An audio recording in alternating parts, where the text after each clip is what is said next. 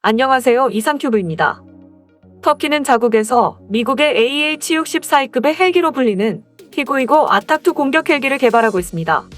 터키의 언론은 이 헬기에 들어가는 엔진을 우크라이나에서 수입할 것이라고 밝혀 관심을 모으고 있습니다.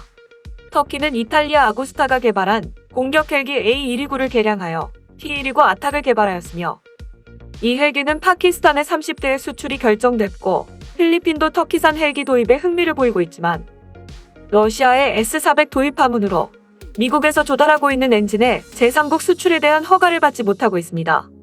이 문제를 해소하기 위해 터키는 파키스탄에게 T129 아탁의 인도를 1년 기다려줄 것을 요청하였으며 터키의 다용도 헬기인 T-625용으로 개발 중이던 자국산 터보 샤프트 엔진인 TS-1400을 아탁에 서둘러 통합할 예정이었습니다.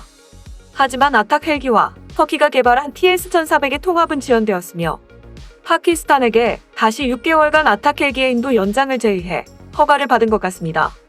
최근 보도에 따르면 미국의 금수 조치로 미국제 엔진을 도입할 수 없게 된 파키스탄이 터키제 공격 헬기의 도입을 포기하고 중국제 공격 헬기를 도입한다는 기사도 나왔지만 3월 16일자 미국의 디펜스 뉴스는 터키의 방위사업청장인 이스마일 데밀의 발언을 인용해 파키스탄으로부터 아탁 헬기의 6개월 연장을 얻어냈다고 보도했습니다. 지난해 12월에 터키는 서방 세계에 의존하고 있던 터보샤프트 엔진을 개발하여 서방 세계를 깜짝 놀라게 했습니다. 외신에 따르면 터키의 무스타파 바랑크 산업기술부 장관은 그동안 터키의 수건 사업이었던 헬기용 터보샤프트 엔진의 국산화가 완료되어 양산에 착수할 것이라고 밝힌 것입니다. 터키는 파키스탄으로부터 T-129 헬기를 30대 수주하고 필리핀도 이 비행기에 흥미를 보였기 때문에 시급히 엔진 공급 문제를 해소하지 않으면 모처럼 해외에서 수주한 헬기가 모두 취소되는 상황에서 터키가 희망을 건 것은 터보샤프트 엔진의 국산화였습니다. 터보샤프트 엔진인 CTS-804A를 자국산 엔진으로 대체하는 프로젝트가 2017년 시작되면서 개발을 앞당겨 완성을 서두르게 됐지만 터키는 터보샤프트 엔진 개발 경험이 없어 설계에 시간이 걸릴 것이라던 해외의 예상을 뒤엎고 자국산 터보샤프트 엔진인 TS-1400의 전 개발 공정을 3년 만에 완료하였으며 이 엔진은 바로 양산될 것이라고 터키의 바랑크 산업기술부 장관이 발표해 주목을 받았습니다. 이미 다용도 자국산 헬기인 T-625의 엔진 통합이나 테스트는 끝난 상태로 지금은 공격 헬기인 T-129와의 통합을 진행 중인 것으로 알려졌습니다.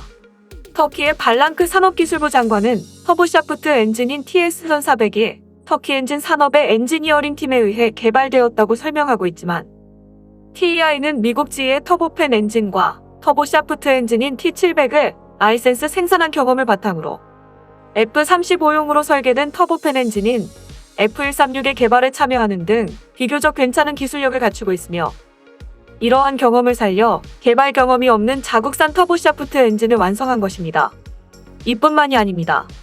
터키는 세계 드론 시장에서 인기가 높은 자국산 드론에 들어가는 엔진도 개발하여 양산한다고 밝혔습니다.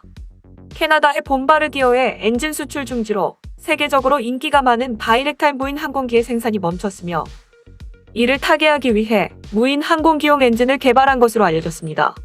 바이렉탈 TB2를 만든 바이칼사의 최고 기술 책임자 셀추크 바이락탈은 지난해 10월에 개발 중인 바이락탈 TB3에 탑재할 자국산 엔진을 완성했다는 사실을 트위터에서 밝혀 눈길을 끌고 있습니다.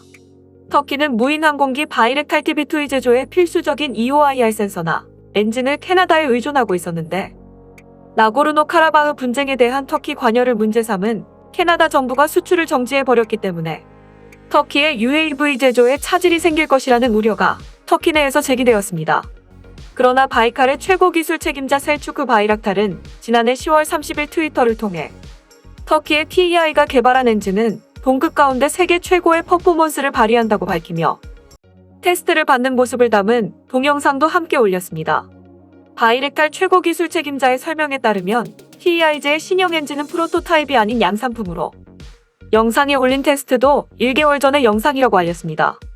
하지만 이처럼 터키가 활발하게 엔진을 개발하고 있지만 기체와 엔진의 통합은 다른 문제이며 완성된 터키의 TS-1400 엔진은 T-125 공격 헬기의 통합이 진행되고 있다고 하지만 단 6개월 만에 통합을 끝낼 수 있을지도 의심스러우며 만약 T-125 공격 헬기의 인도가 더 이상 지연이 된다면 파키스탄은 정말로 중국산 공격 헬기인 G10으로 갈아탈 수도 있습니다.